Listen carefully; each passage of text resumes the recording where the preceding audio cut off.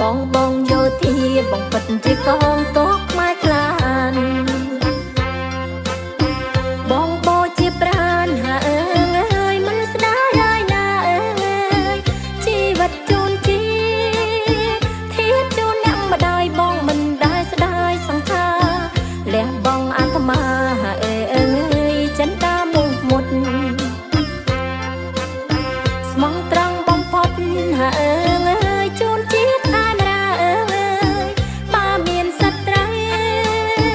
មកបងពីធាបងមិនដែលរៀលឡើយណាមិនអួតថាខ្លាំងតែបើសិនច្បាំងខ្មែរមិនដែលចាញ់